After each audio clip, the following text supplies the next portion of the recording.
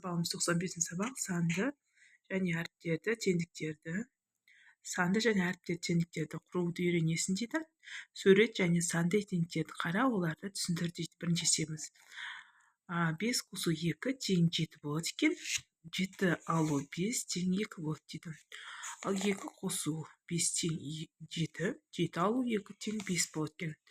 Әріпті теңдіктерді қалай құрылғанын түсіндір. А дегеніміз балалар қосылғыш деп аталады екен. Бірінші тұрған. Қосу Б тең С. Б дегеніміз қосынды, тең дегеніміз мына. Тең дегеніміз қосылғыш, С дегеніміз қосынды екен, иә? Мына жерде С дегеніміз балалар С дегеніміз азайтқыш, Б дегеніміз азайтқыш, А дегеніміз айырманың мәні екен, иә? Сөйтіп жазылады екен. Ал қосылғыш А, Б, С дейді. А қосу Б тең С-ға, Б қосу А тең С-ға, С алу А тең Б-ға, С алу Б тең А-ға тең екен, иә? Суреттегі өрнекті таңда, суреттің мәні өрнектер бойынша есептер құрастыр дейді. Олардың біреуін шығар дейді.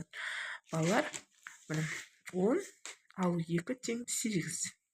8 алу тең алу 2 тең 6-ға. 8 қосу тең 10-ға екен, иә?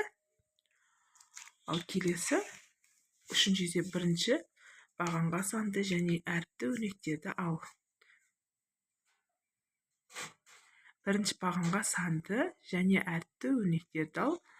Ал екінші бағанға санды және әріпті өрнектерді, теңдіктерді жаз дейді. Міне балалар, мына жерге де бірінші бағанға жазамыз мынаны. Міне 10 қосу 40 тең 50 болады екен. 9 алу 1 тең 10 болады екен. Осыны бірінші бағанға жазамыз. Мына жерде әріпті өрнектерді ал. Бірінші бағанға жазамыз мынаны. С қосу А тең Б. Б алу С тең А-ға. Бұны осы екеуін бірінші бағанға жазамыз. Ал екінші бағанға А алу 20, 70 алу С, бұл екінші бағанға деп жазамыз. Өзіндік жұмыс дейді. Теңдікті құрастыр, кім жылдам дейді. Балалар, мына былай шығарсақ болады. 4-тен аламыз 3-ті қанша болады? 1 болады. Немесе 7-тен аламыз 3-ті қанша болады? 4 болады, иә? Немесе 9 қосу 7 тең 16 деп жазсақ болады. 7 алу 3 тең 4 деп жазсақ болады. 4 қосу 6 тең 10 деп жазсақ болады. Өстіп жаза берсек болады екен. Ал астында кәдесыйларды 3 қорапқа тең деп бөліп сал. Олар 2 қорапқа тең деп бөліп салуға бола ма дейді.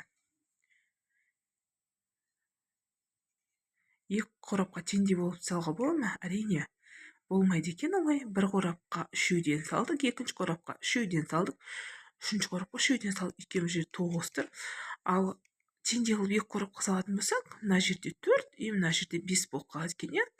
Теңдей бөлінбейді екен, біреу артық болып қалады екен. Балалар, осымен сабағымыз аяқталды. Келесі сабақта кездескенше сау болыңыздар.